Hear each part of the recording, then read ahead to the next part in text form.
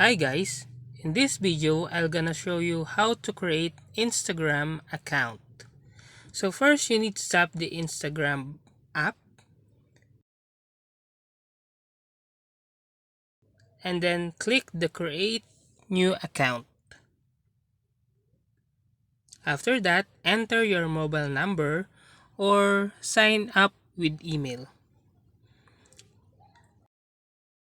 Type your name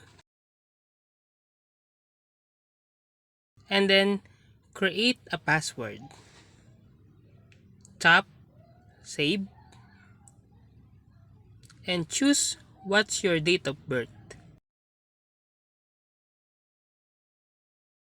Create a username.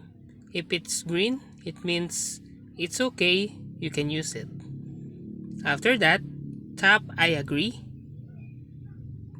and then choose a picture for your profile picture. So that's how easy to create Instagram account.